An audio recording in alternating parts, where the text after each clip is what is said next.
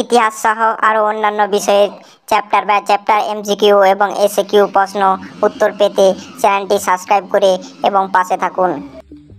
Hello বন্ধুরা, আজকে আমি তোমার সাথে দশম শ্রেণীর তৃতীয় অধ্যায়ের প্রতিরোধ ও বিদ্রোহ চ্যাপ্টারটি নিয়ে আলোচনা করব। কোল বিদ্রোহ 1831 থেকে 32 খ্রিস্টাব্দ পর্যন্ত চলেছিল। কোলরা কোথায় বসবাস করত? কোলরা বিহারের ছোটনাগপুর অঞ্চলের জঙ্গলে স্বাধীনভাবে বসবাস করত। ব্রিটিশ কোম্পানি কত খ্রিস্টাব্দে ছোটনাগপুর অঞ্চলে শাসনভার গ্রহণ করে? 1820 খ্রিস্টাব্দে কোম্পানি ছোটনাগপুর অঞ্চলে শাসনভার গ্রহণ করে। কোল বিদ্রোহের কয়েকজন নেতার নাম লেখো। কোল বিদ্রোহের কয়েকজন নেতা হলো বুদ্ধ ভগত, জয়া ভগত, সুইমুন্ডা, জিন্দারায় মাঝি প্রমুখ। কোল বিদ্রোহ বার্তা কিভাবে পৌঁছানো যেত? তীর বা আম গাছের শাখা বিলি করে অথবা ন্যাকড়া বাজিয়ে কোল বিদ্রোহের বার্তা গ্রাম থেকে গ্রামান্তরে পৌঁছানো হতো। কত খ্রিস্টাব্দে কোথাকার কোন সম্প্রদায়ের কৃষকরা সর্বপ্রথম বিদ্রোহ ঘোষণা করে? 1832 খ্রিস্টাব্দে রাঁচি জেলায় মুন্ডা ও ওরাও সম্প্রদায়ের কৃষকরা সর্বপ্রথম বিদ্রোহ ঘোষণা করে। কার সমর্থনে কে কোলদের চাইবাসার যুদ্ধে পরাজিত করে? পোড়াহাটের রাজার সমর্থনে ইংরেজ সেনাপতি বেরোজা শেষ কোলদের চাইবাসার যুদ্ধে পরাজিত করে। কার নেতৃত্বে কত খ্রিস্টাব্দে কোল বিদ্রোহ দমন করেন? ক্যাপ্টেন উইলকিনসনের নেতৃত্বে 1833 খ্রিস্টাব্দে সেনাবাহিনী এই বিদ্রোহ দমন করেন।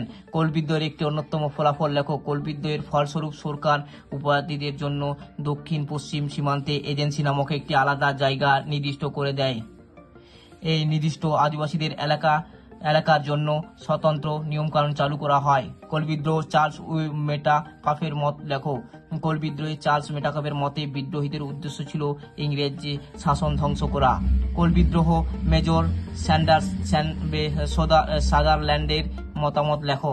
মেজর সাদারল্যান্ড মনে করেন যে উচ্চহারে ভূমি রাজস্ব ও নতুন ইজারা ব্যবস্থা চালু করা হয়েছিল এই বিদ্রোহের প্রধান কারণ। কোল বিদ্রোহে জগদীশ চন্দ্র ঝা এর মত লেখো। কোল বিদ্রোহে জগদীশ চন্দ্র ঝায়ের মতে কৃষি অসন্তোষই ছিল এই বিদ্রোহের প্রধান কারণ। ভিল উপজাতিরা কোন অঞ্চলে বসবাস করত? শান্তিপ্রিয় ভুল উপজাতিরা পশ্চিমঘাট পর্বতমালার পাদদেশে খানদেশ অঞ্চলে বসবাস করত। কত খ্রিস্টাব্দে ভিলদের খানদেশ অঞ্চল কোম্পানির শাসনাধীনে আসে? 1818 খ্রিস্টাব্দে ভিলদের খানদেশ অঞ্চল কোম্পানির শাসনাধীনে আসে। কত খ্রিস্টাব্দে ভিল বিদ্রোহ ব্যাপক আকার নেয়? 1819 খ্রিস্টাব্দে ভিল বিদ্রোহ ব্যাপক আকার নেয়। ভিল বিদ্রোহের কয়েকজন নেতা হলো চিলনায়ক, হিরিয়া, শিউরাম প্রমুখ। কার প্ররোচনায় উদ্বুদ্ধ হয়ে ভিল জাতি বিদ্রোহের পথে পা বাড়ায়? মহারাষ্ট্রের নেতা ত্রিম্বকজির প্রেরণায় উদ্বুদ্ধ হয়ে ভিল উপজাতি বিদ্রোহের পথে পা দেয়। ভিল বিদ্রোহীদের অন্যতম নেতা কে ছিলেন? ভিল বিদ্রোহীদের অন্যতম নেতা ছিলেন সেওয়ারাম।